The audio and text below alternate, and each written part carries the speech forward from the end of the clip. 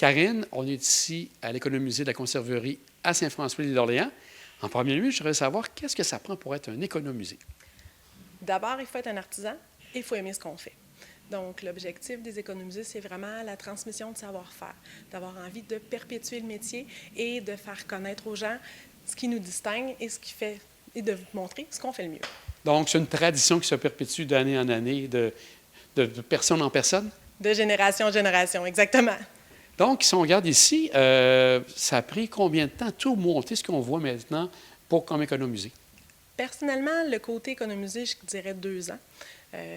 On vient de fêter les 1 an de la boutique, donc c'est sûr qu'il fallait bien sûr avoir déménagé avant de pouvoir inaugurer l'économusée. Et ensuite de ça, il y a quand même une grosse année de recherche de toutes les informations que vous voyez sur les panneaux ici. Il faut s'assurer que l'information est véridique. Donc, il y a tout le côté recherche, le côté design. Donc, les gens d'économusée ont travaillé vraiment fort là, pour faire des panneaux distinctifs et aussi qui représentent là, ce qui est Compliment de Belle-Maman. Donc, qu'est-ce que les gens vont voir quand ils vont arriver ici? Ils peuvent voir les produits, ils vont voir différentes expériences. Comment ça se passe? Ils vont voir des marinades, des conserves. En fait, en visitant l'économusée, il y a bien sûr le côté, vous pouvez voir toutes les marinades. Vous avez accès aussi à la cuisine, donc vous pouvez voir de la façon qu'on travaille là, directement dans la cuisine. Vous pouvez déguster les produits, donc on a toujours des produits qui sont là que vous pouvez goûter, essayer. Vous avez aussi tous les panneaux d'interprétation sur les murs, donc l'historique de la conserve, mon historique en fait, pourquoi moi je fais des conserves, comment j'ai commencé, l'histoire de Belle-Maman aussi qui est super importante là, dans l'histoire de Compliment de Belle-Maman. Donc c'est toutes des choses que vous pouvez découvrir quand on visite la boutique.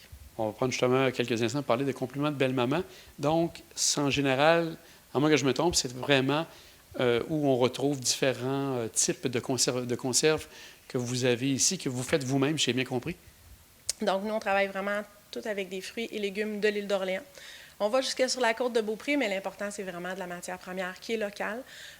On travaille avec des fruits et légumes de saison. Donc, c'est pour ça que vous pouvez voir, il y a une grande diversité de fruits, de confitures, de marinades.